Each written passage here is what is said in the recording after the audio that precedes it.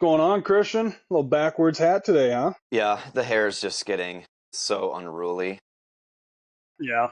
I just haven't had the time to get a haircut because every day that I have off during the week where I can go, I've been working in the private practice, and so I just Mm-hmm. haven't been able to get one. And so next Friday, haircut time. There you Although go. it's not going to be much change. It's going to be a trim. Dude, Just I'm a little still digging the flow. Just like the longer hair right it's agreeing with me, I think. Yep, you gotta be. You gotta be. Anyways, one thing we haven't discussed this morning amongst everything we've talked about, my dog Willie got spayed a couple days ago. And so she is, Rip. yeah. I don't even know where, last time I looked, she was on the couch in the living room just sleeping. Got her own little cone on. I don't think she's too happy with me. I think she's a little upset about it, but is what it is. She's actually doing a lot better now. She's like wanting to run around and jump. And I'm like, hey, I don't want to pay another vet bill and bring you in. Let's not open the incision. No. Please stop running and jumping. So yeah, the next week and a half will be interesting because it's about 2 weeks of heal time for that. So yeah, we'll see how it goes. Hopefully she doesn't get too rowdy in the next week before things are all healed up. Yeah, it's also a lot to do because you're moving next week. You have your last week I of your am. job, and then Week from you today. you move back to your hometown next weekend. And Yep. then when do you start your new role? The 21st. So I'll have 11 days off between my last day, the 10th, which is this Thursday, and then I have 11 days off and I do my start orientation stuff on a Monday. Yeah, so you got a pretty good time coming up. You're gonna be all right. Yeah. Yeah, we'll be all right. Yeah, we'll be all right. You're gonna be just We good. fine. 11 days off. Yeah. Yeah, okay. Yeah. Yeah. We were already talking about the home gym stuff I bought for when I moved back home. I'll have to throw it on the Instagram page and stuff for people to see. Dude, I honestly haven't been this excited for something in a long time. And I don't know if that's sad to say I literally just bought gym equipment. That's it. But I am so excited to go set it up and use it mostly every day. I'll send you some pictures of it. I'll throw some pictures on Instagram so people. Yeah, and also just getting your feedback on that company. I have never heard of them. I typically buy Rogue, and then a lot of my plates, I have very nice urethane bumpers from Hammer Strength. Yep. Okay. But that's it. Just those two brands is what I have. So what was that company you bought from again? Homegrown lifting. From Kentucky? Yeah, Yep. it looks pretty Homegrown nice. lifting. Yeah. Yeah. I'm excited to see how it works out. It looks good. And then I got that Onnit kettlebell with the orangutan face on it. Oh, you did buy that one? Of course you did. It was probably like a good 60, $70 more expensive than just getting a regular round kettlebell. But I mean, come on. It's Totally worth it though. It looks awesome. totally worth it. Totally worth it. But yeah, so anyways, fun little updates there. Today, we're going to go over lifting technique and functional limitations and pain associated with low back pain. I sent you this article yesterday, Christian. So we whipped and turned this thing around real quick to do a podcast today on it. But I sent it to you yesterday because I saw it on Twitter X yesterday. Peter O'Sullivan posted an article that came out last month. So this thing is fresh off the press about following individuals with low back pain and their movement and how they lift and how the lifting mechanics change over time and looking at their limitations and pain changing over time. So that's where I got the article from. Of course, we have to mention Greg Lehman, but he was commenting back and forth with O'Sullivan, and I won't get into the details because I don't want to misspeak when I don't have the text or the comments in front of me. Basically, Greg was arguing one thing and O'Sullivan was saying, just read the article, Greg. And so it was kind of a funny back and forth, but I thought, hey, this is a great thing to discuss on the podcast with Christian. So here we are. So real quick, before we get into the article, let's just discuss, Christian, kind of our thoughts on how we work with patients quickly on when they have low back pain and how they're trying to get through it, especially when it comes to things like lifting. So what are your 10,000 foot view thoughts on that, Christian? Well, if we just assume that they're not too flared up and we're actually getting to some movement and some more fun stuff, the one thing that I feel very passionate about is that people need to get stronger in their low backs. I don't mean your core. Yeah, that's a thing. We can talk about that. But I literally mean if you have a weak low back, you can't pick stuff up off the ground in a deadlift type position, I think there's a lot of room for improvement. And so that's something that I feel needs to happen. And I try to get that done in whatever way I can throughout the entire process. So in the beginning, it might look like they're just learning how to bend forward again from a standing position or a sitting position. Then over time, we might get them bending forward to pick up weights and then carrying them around, or bending forward and picking up a weight up and down from an elevated surface. And eventually you just work your way lower and lower to the ground. And hopefully the weights get heavier, the reps get higher. But that is the major way I go about trying to help people with low back pain in those later phases. Yeah.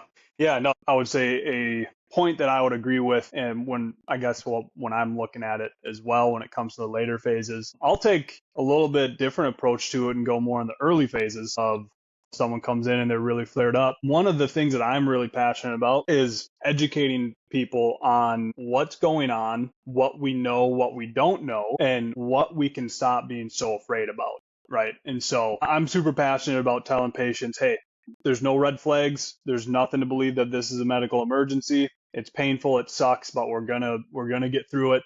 Here's what we don't know. Even if we have the imaging, we're not 100% sure what's causing this pain, most likely. But here's what we can speculate on and what we think could be causing it. And this is what we're going to do about it. So my big thing is trying to reduce any fear avoidance, any type of apprehension to movement, that type of stuff. The other thing is just get them moving. So I like to try and look at what activities do you want to get back to? I think a very common one right now is individuals that like to garden. You want to get back to gardening? We're going to have to get used to being a little bit standing or kneeling with a flexed back. So let's start getting you moving in that direction. That would be my 10,000 foot view when it comes to the earlier parts of rehab with low back pain. I think sticking with that earlier part of rehab, one of the most pervasive ideas that we hear in the clinic is people will come in with their back pain and they're like, look, I know I'm supposed to be working on my core. I know I'm supposed to keep a straight back and lift from my knees. I'm working on that kind of stuff.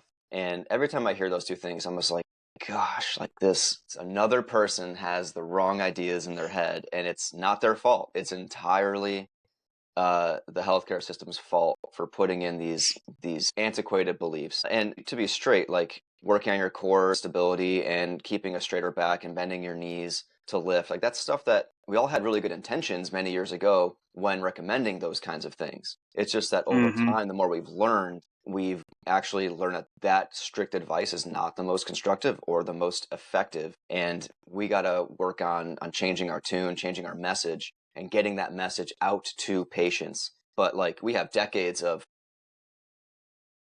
culture change working against us with that. And so like every single patient we work with that has those kinds of mindsets around keeping a straight back and not letting it round and all that kind of stuff is just one more person to try to convince. And hopefully over the next 10 years, things will move in a good direction. Yep, that's a very, very fair point that you make there. And actually, you, Christian, thank you for doing this. You uploaded an article from, I don't know if I'm pronouncing this right, but Saraceni et al. Back in 2020 discussing a systematic review of the existing research and kind of, problems with older advice, right? Things that we've felt to be true for decades, and now looking back on it, maybe not as true as we once thought, right? One of those things was being little evidence of lifting with a quote straight back to help support and reduce risk for injury or reduce pain. Right. Some of the other things, and I just want to talk about this quick and then we'll get into the actual article itself, but discussing training doesn't prevent low back pain, discussing things like cadaver studies versus real life studies. One of the things that I always chuckle about is we look at what cadaver studies do to low back structures when you flex the back a million times. With cadaver studies, cadavers, they're not living. We're basing this assumption off of dead tissue. So that always gets me. And then lastly, this fear of movement, which really is things that we tell patients from these long held beliefs. And one of the things is hey, we shouldn't be bending our back. We shouldn't be flexing our back. And it instills this fear, apprehension of movement and how they want to move or how they could move or should move, whatever you want to say. And that, I think, is some of the main issues that can really get us behind the eight ball when we have to start rehabbing or get to start rehabbing these individuals.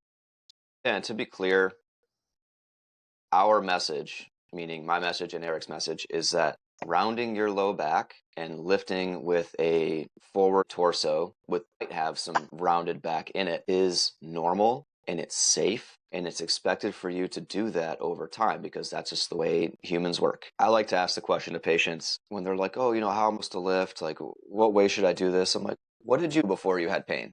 They're like, I don't know. I'm like, did you ever think about it? And they're like, no. I'm like, exactly. I don't want you to think about it. You shouldn't have to. You should just see the thing on the ground and I'll go pick it up in whatever the hell way you want. That's the goal.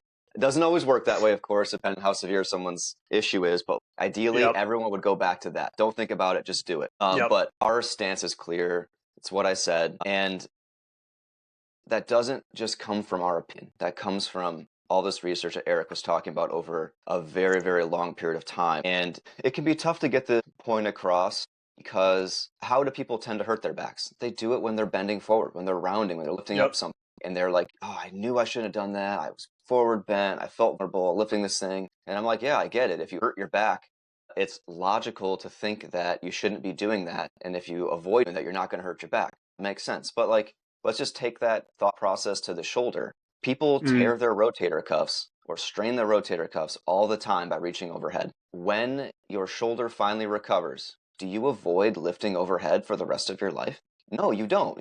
You eventually get back into it and you stop thinking about it being a problem. You just do it. And it's the same thing in the low back. Yep. You know what you did there, Christian?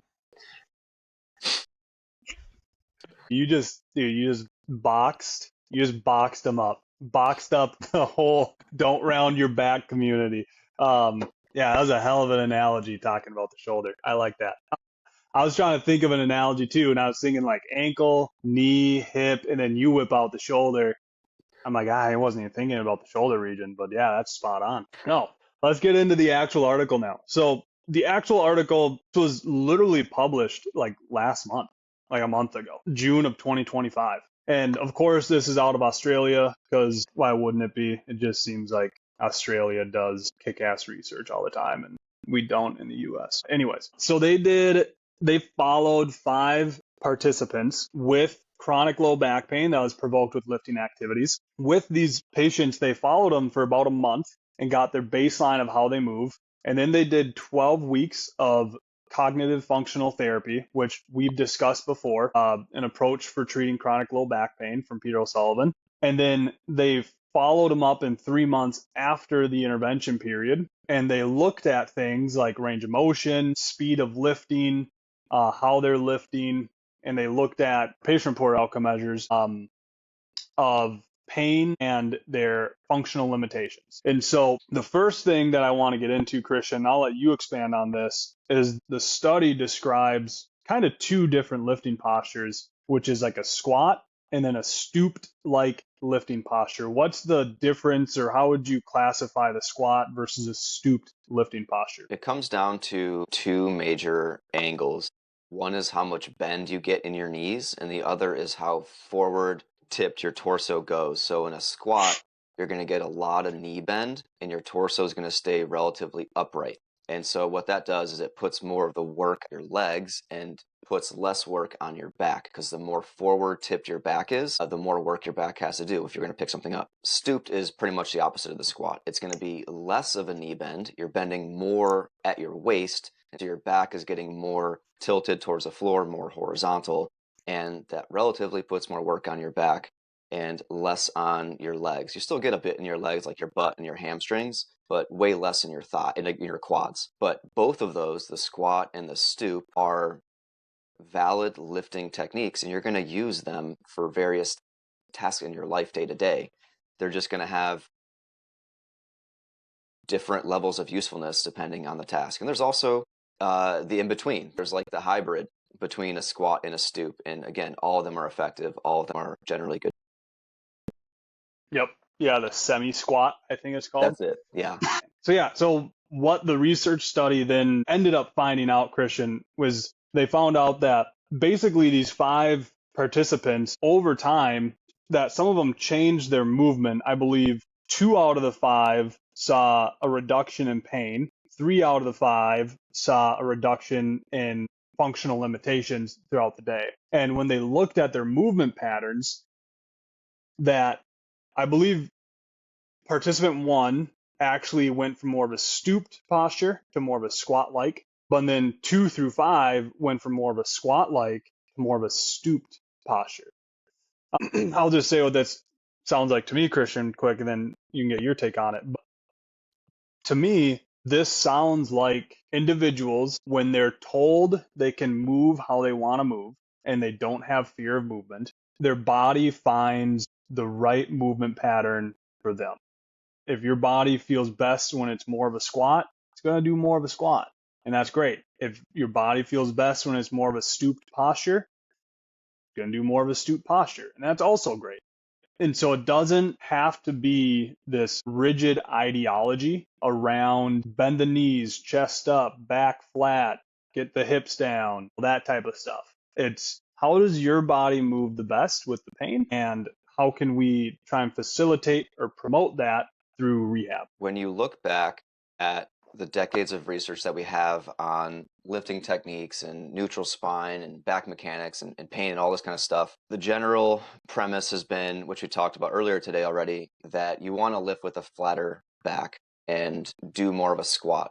But something that people neglect to tell you is that in the research, the people that are more likely to keep a straight back, a rigid spine, they're very stiff when they move, and to bend their knees more when they pick stuff up, are the people who are already in pain. And it makes you wonder, why are they moving that way? It's the reason that they've elected to choose that position, the more squatty lifting technique and a straighter spine when they're in pain, is because it just feels better. It takes away some of the stress on their back when they're already in pain. The movement itself of bending forward, rounding your back, all that kind of stuff is probably not the reason for their injury in the first place. And they don't have to totally abolish that strategy to get better over time in the future. So it's just important to understand that the people that are in pain often move in the quote unquote ways that we deem to be best, which is kind of counterintuitive. Mm-hmm. And then to your point about there seems to be some variation in the way folks move when they feel better. Yeah, that's exactly the premise or the whole point is that when it comes to reducing your pain level, your risk of injury, etc., it seems that having more variation of movement, having more movement options leads to better outcomes. If you only have one way of doing something, you tend to just be poorer at executing that thing. If you have more options, things feel better. And this study highlighted that, where a lot of these folks moved a certain way for most of the time in the beginning, but then over time, I think it was like a 12-week study, and they did a ton of lifting during this, each week. Their pattern changed and had more options available to them, and they generally felt either they had less pain overall by the end of it, or they just moved better. They felt like they were more capable of doing stuff in their life, even if their pain didn't go down all that much. Yeah, exactly. And I think it really shines a light on not being black and white in terms of do this, do that, don't do this, don't do that. When in reality, I think they talk about kind of the significant statement at the end of the article says, that our study reveals that changes in lifting technique that is contrary to conventional clinical and ergonomical advice promoting a quote safe squat lifting technique. So it kind of just depends on the person. It's individualized. And one of the things I wanted to make a point of when talking about what you were saying, Christian, of a lot of people that are in pain they have the flat back, they're squatting, they're very rigid in how they're moving. They move slower. That's another thing that this study found, is that people after the intervention and they had reduced pain or reduced functional limitations, they actually moved quicker. So they weren't being very slow on the way down, watching knees, hips, spine, chest, neck. They were just pick something up, come back up. They didn't think about it, right? Kind of like what you said earlier on. How do you move before the pain? I don't know exactly. You weren't thinking about it. So it showed that these participants were just moving quicker and more confident, I would assume. But going back to this rigid posture when we were lifting, when we were in pain. This is something that was a big takeaway for me when I was attending a Greg Lehman course, was if someone has a very rigid and contracted abdominal region, torso, and they're moving very rigid and they're in a lot of pain, why are we then going to start giving them more bracing exercises to strengthen their abdomen? That just doesn't make sense. You're in a lot of pain. You're very rigid. You're muscle guarding and contracted your abdominal region 24/7. Guess what we're going to do? Give you more abdominal exercises to start contracting those muscles even more. Now, I'm not saying that core exercises isn't a good go-to. It can work for people. It can definitely work for people, right? They do their modified planks or their curl ups, whatever it is, do the McGill Big Three. I don't care. And people get better, right? It's just they get better. But for the most part, though, this theory around we need to strengthen the core, we need to move in this rigid way and slow things down, etc., we're just promoting more guarding, more intra-abdominal pressure being placed on that area, promoting this fear of moving in any other way. So, and I think this study highlights very well that stuff does not need to be worried about, at least in these participants that they follow. One thing I liked about the study was that they made a point to acknowledge that practicing the lifting helps. And this goes back to like fundamental concepts of therapy in general, not just physical, but like mental therapy, is that if you have a problem with a thing, whether it's picking up stuff from the floor or it's a fear of spiders, Hate spiders. you want to figure out how many slices you have to break that task up into to make it easier and eventually harder, and get the person from being completely afraid of any kind of spider to like being generally tolerable of most spiders. You don't just throw them into the hardest possible iteration of that.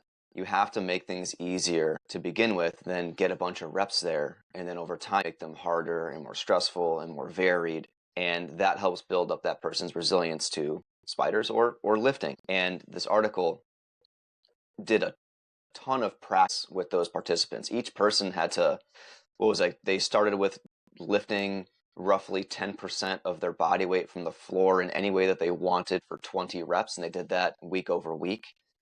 That's 20 reps straight. That's a lot for someone who's in pain. And part of the magic of that process of getting those reps in is you're getting the person to just practice doing the thing that they're afraid of with people who know what's going on, supporting them. And that helps build confidence, not only building some strength and endurance, of course, by doing the thing, but like it builds confidence, it increases your fear. And when you work with people who are in a lot of low back pain, if you're only harping on things like keep a neutral spine, you got to brace your abs, bend your knees more, don't lift with your back, whatever, you're just continuing that fear avoidant process. And the whole point is to get them doing more stuff without thinking about it. Focusing on a neutral spine and core stability is the antithesis of that. You want to get these people exploring other movement options, and you want to do that with a lot of reps in a way that they feel good about. And that's something that I thought was just really cool about the study that seemed to work quite well for every participant. Yep. No, yeah, I would echo that same thing. And it makes a lot of sense when you kind of break it down like that. All right. Let's jump into kind of what we talked about, Christian, and how we wanted to end the podcast, is talking about kind of going off the article and everything we discussed and discussing our major lifting philosophy. It's probably going to sound very similar to what they did in the article, which is because our major lifting philosophy is what the most up-to-date research tells us we should be doing. And this article we just discussed kind of proves some of those things without really trying to prove it, if that makes sense. So we'll get into kind of what we feel is best and what we want to promote. So Christian, I'll let you kind of take over from here in terms of there's three things you were discussing for major lifting philosophy. What are the three things that you've discussed or you want to discuss when it comes to the lifting philosophy? As a preamble to that, the thing I will say is you don't need to lift to get out of low back pain. There are people who do it with yoga, with medication, with nothing and just time alone, with walking. with strictly core stability training. Mm-hmm. A lot of different things can work, but when you look at the evidence in totality, combined with our personal injury experience and our personal journey of helping hundreds and thousands of people through this process of trying to get out of low back pain, we land on this philosophy, and it seems to work really well for us, and it's the one that we promote. So if you want to have a resilient back, you need to do 3 things. You need to lift heavy, lift often, and lift differently over time. And so starting with the first one, lift heavy, increasing the weight that you can lift over time is how you build a bigger strength buffer. The larger the gap between what you're capable of and what you're lifting, the less likely you are to be injured. This is something that I feel very strongly about. As Louis Simmons said, who's like was a West Side Barbell guy, rest in peace. He had a very simple way of putting it. He said, weak things break. While that is not universally true in physical therapy and rehab, whatever, it's a really good rule of thumb where if you want to hedge your bets, you want to be as strong as you can, and you only achieve that by lifting heavy. What are your thoughts on lifting heavy, Eric? Yeah. No, I mean, I agree. The only thing with that, I'll say, it's all relative, right? So like if you're someone who does powerlifting, lifting heavy is going to look totally different than someone coming in untrained and they have low back pain. You know, if I say that we want to get load into their low back, have them lift some heavy objects, they might think, man, is this guy going to make me lift 250 pounds of whatever? No, absolutely not. Let's start with 10 pounds and then let's go to 20 pounds and let's kind of see where your limit is in terms of lifting heavy. But it's all relative in terms of your training history, age, comorbidities, etc., of what lifting heavy means, at least for me. But I would agree with that, is loading different movement patterns in different ways is going to help make things more resilient for future events. All right, so that was number 1. Number 2 was lift often. Your body is only as good as what you've done lately. That is simply just the way human physiology works. It's a classic, like if you don't use it, you'll lose it. Maintaining strength and maintaining mobility and endurance, all of that costs resources. It costs energy, and your body doesn't care about that. It cares about preserving resources so you stay alive. It doesn't need you to be able to lift 405-pound deadlift forever. It's just you have to train up to that. But then if you stop training, it goes away because your body no longer feels like that is a needed thing because it doesn't want to waste resources on the extra muscle it might take to be able to do that. And so if you aren't lifting heavy relative to your needs in life and your size and all that, your body forgets how to do it. It doesn't maintain the muscle mass, doesn't maintain the connective tissue strength, doesn't maintain the nerve connections from your brain to your spinal cord to the muscles. So those connections are very fresh and efficient. All that stuff kind of withers away. And so you have to lift heavy with some regularity. The problem is that the exact amount that you need to do is unknown, but in my opinion, it's at least once a week. That opinion comes from the strength and conditioning research. When you look at how to get people stronger over time, it seems like a single session per week, meaning like anywhere from 1 to 5 sets or something like that per week, is all you need to keep getting a bit stronger. At the very least, you're going to maintain the strength that you have. You'll probably be able to add more weight to the bar. And so I think that's a really good rule of thumb to have. Try to have at least one exercise per week that you're trying to lift heavier on over time in order to preserve that strength that you have. Yeah, and I think the other thing too with this is I would agree lifting once a week when it comes to certain movements, like for example, a deadlift, right? Deadlift, squat form, maybe a hip hinge. If you want to get better at one of those, and then we should be doing once a week of that movement, or maybe a varied movement associated with it to try and help improve or at least maintain, like you discussed, Christian. But also, we can load the lumbar spine, that lower trunk region, in many different ways. It can be done through like a traditional deadlift, hip hinge, squat, but we can also load it through overhead pressing, through kettlebell carries, reverse hyperextensions.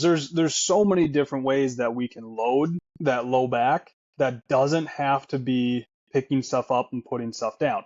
Now, that's the most functional, we could argue, and probably one of the best ways to load the low back. But things like carries, things like overhead press, those different exercises are also going to load that lumbar spine. And so, let's say you do a day of low back let's say you do a day of carries and then you do a day of upper body where you're pressing overhead.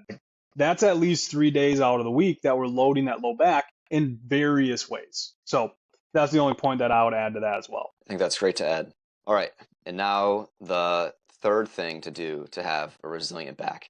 This one's the longest one. We're going to get into the weeds here, I think, on this one. But yeah, lift differently. So, with injury prevention, a major shift in our thinking has occurred over time. We used to think that you needed to lift in highly specific and biomechanic efficient ways to both increase performance and decrease injury risk. We learned over time, though, that advice like that is only partially true. While yes, peak performance for a given movement is going to happen within a certain margin of error. So, for example, look at baseball pitchers. All baseball pitchers are going to have a pretty clear technique of how to throw the ball because they can throw it very fast and accurately in the strike zone and repeatedly over freaking so many games in a season. But within each pitcher, there is definitely a variation in their arm slot, different limb velocities, their trunk rotation, their hip rotation. They all look more or less the same, but there's still tons of variation within. And so even that is still adhering to the principle of lift differently in sport performance. But for injury prevention, we've learned that moving and training with more variety not only increases your overall performance, it also decreases your injury risk. And this advice or this general thought comes from two major bodies of science. You have the injury prevention science, and you also have the motor learning science. I want to get into injury prevention first. I'll give you some time to talk on that, Eric. So injury prevention, the science there is showing that folks who have more options to accomplish a task tend to get hurt less. This is because every time you do a thing, you're stressing certain parts of your body more than others. When you always do the same thing the same way, the same parts of your body or same portions of your muscle or portions of your ligaments, etc., they get used. And that can lead to a situation where you repeatedly overuse those parts and they don't get enough recovery. When you change up the way you do a thing, those different parts get used in different ways, and that allows for better recovery of those areas. And then a simple example, for me, when I'm gardening, I like to mix up how I'm going about my gardening or weeding tasks. For a while, I'll forward bend mainly at my waist using that stoop posture, but then my back gets tired after a while. So I might squat and sit there in a deep squat with my back straighter, and my back recovers. Or I might kneel down and put some weight on my other hand while my one hand is doing the weeding or whatever. And that allows my back to recover. And then when my knees get tired, I'll stand back up and do less knee bending and more bending at the waist and use my back. And that constant shift of how I'm doing the thing gives those various parts of my body chances to rest when they're not being used. But what do you want to add to that, Eric? Yeah, I would agree with all those different parts you laid out there when it comes to injury prevention side of things, Christian. And two things that I actually thought of. One, before I lose this train of thought, I just want to add, this is one of the major reasons why we want to promote multi-sport athletes, right? You look at and how we're starting to play them in different sports. And it's really, well, it's not different sports. It's a lot of these one sport athletes, and they move the same way starting at a very young age over and over, doing year-round camps and leagues and practice and all this stuff. And it's, we're very much stressing these same structures a lot. I'm sure other kids are multi-sport athletes still and whatnot, but like I just remember growing up, like it was soccer, wrestling, baseball, basketball, football, whatever you want to think of. You're moving your body in all these various ways throughout the year. That's not just one sport. Let's say baseball. You're not just throwing pitches year round. That's not all you do. You're mixing it up throughout the year, which I think kind of goes to this point of injury prevention that you discussed there, Christian. But to talk more specifically about that as well, I just want to reiterate that, yeah, like I would argue that not only doing different ways of lifting is going to help with recovery and whatnot, but also just to make the point even stronger that the more different patterns we move, let's say the low back in, the more resilient and adaptable the body is to different environments, like your example with the gardening, right? So like when you're gardening, your back, you can do a squat, you can do a stoop posture, you could lie on your side, prop your head up on your left hand, and just use your right hand to pull weeds out. I don't know. Like it's all, I think that stuff is, you just become more adaptable and more resilient to different movement patterns and different environments. Totally. I agree with everything you said there. So staying on the topic of lifting differently, and that idea coming from two major bodies of evidence, one being injury prevention, which we just talked about, the other being motor learning. So motor learning is simply just the process by which we learn a motor task, meaning a movement. It involves just like what happens with your brain, your nerves, muscles, everything, how your body figures all that out. There's a ton of research on this in the sport performance realm because that's what people seem to care about a lot. Gets all the sources. And we Mm-hmm. use that the way you get really good at something is through repetition. So like the classic 10 hours where you do the same thing time and time again, do it for 10,000 hours, and you're going to be amazing at it by the end of it. And well, yeah, there's certainly an element of truth there, and repetition is very important. The way we Mm-hmm. think about it, though, is actually what's called repetition without repetition. So what that means is that you want to repeat the outcome, but you don't need to repeat the process to achieve the outcome in the exact same way each time. Focus on Mm. repeating the process the exact same way each time actually leads to worse skill acumen because you don't wire your brain as well as if you varied up the process. So, for example, Eric and I both like training our dog.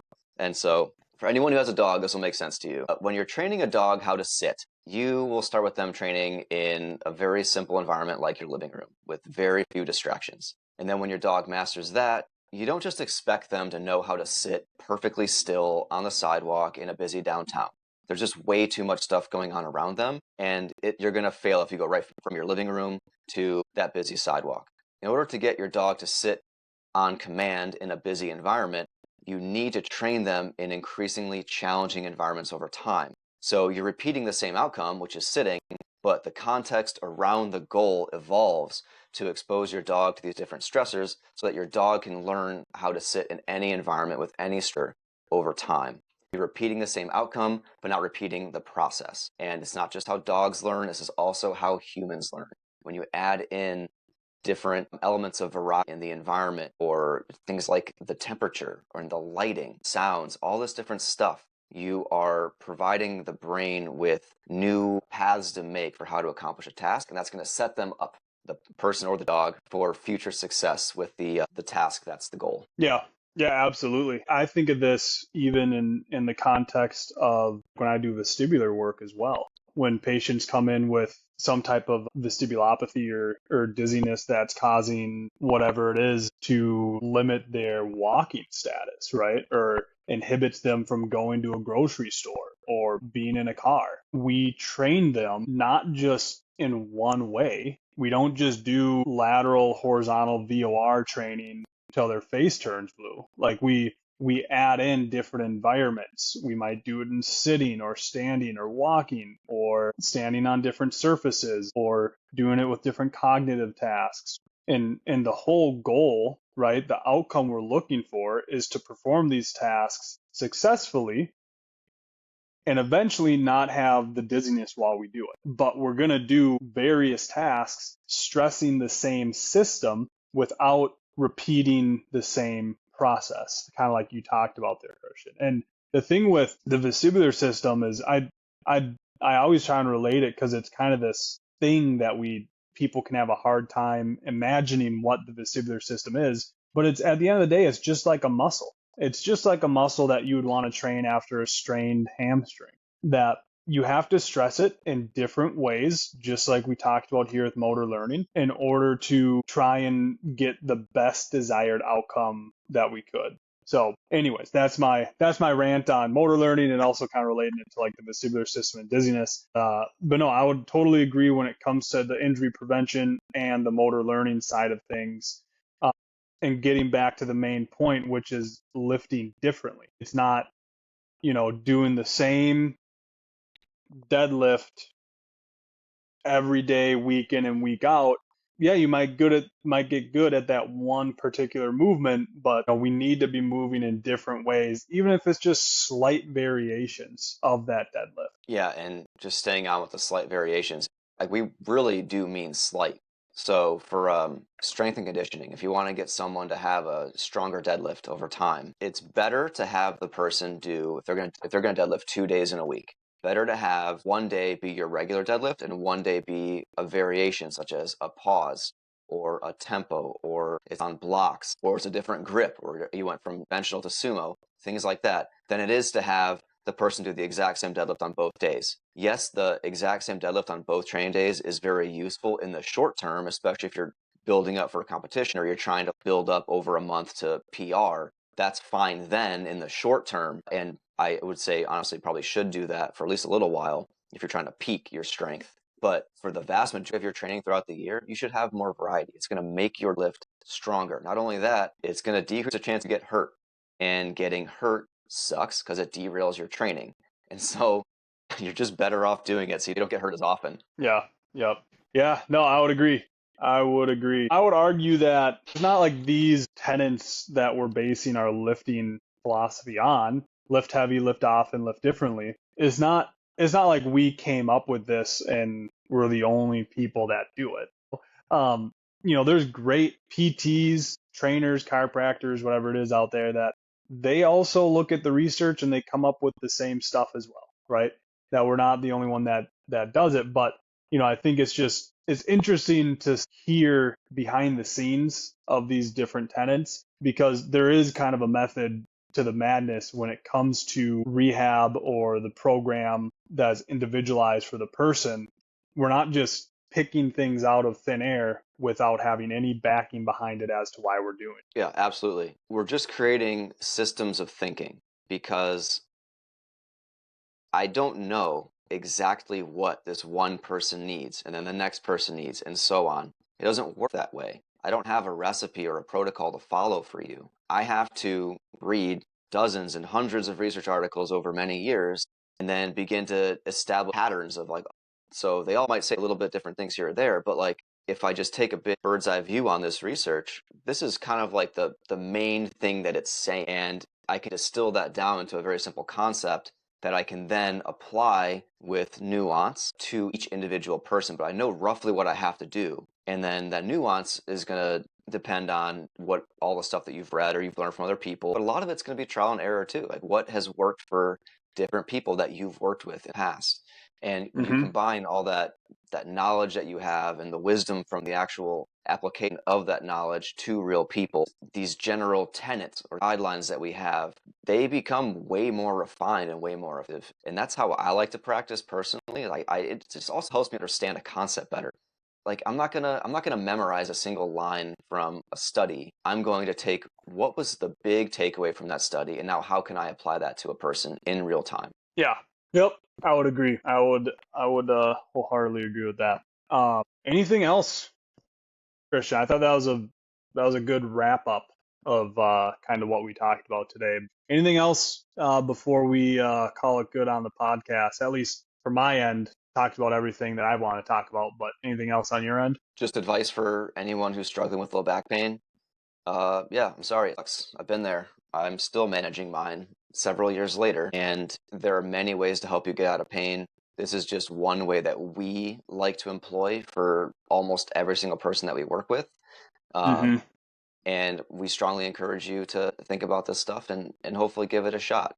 And you are going to face a lot of bumps in the road. On my personal low back pain journey, I had many flare-ups when I was trying to lift heavy and lift often and lift differently. I was still getting re-injured, but you just got to keep rolling with the punches and keep showing up and do some other stuff too, of course, like throw in some manual therapy. Maybe you do some core work, do some yoga, whatever, go for long walks. But don't forget the mission that you're on, which is to just get your back more resilient. And it really does, in my view, come down to getting stronger, getting more tolerant to stress, and being willing to work through that pain and not let a minor flare-up derail you entirely, because that's going to happen. That's just expected at this point. Yep. Yeah. Sometimes, life things happen. We don't expect it. It's the same thing in the body, right? I mean, things just, you don't expect it. And sometimes there isn't the reasonable explanation as to why this happened, because the reality is there's probably several explanations as to why it happened and they all play together. So, but anyways, no, I think that's it's a great note to end on, Christian. Thanks for the podcast, man, and I appreciate people for listening through. I thought this is not only a good one, but this was an important one that actually ended up talking about a lot of really important things that were triggered from this article. So that was good. Yeah, thanks, Eric. Thanks, man. Appreciate it, Christian. Appreciate everyone for listening. Christian, we'll talk to you later, man. Later, dude.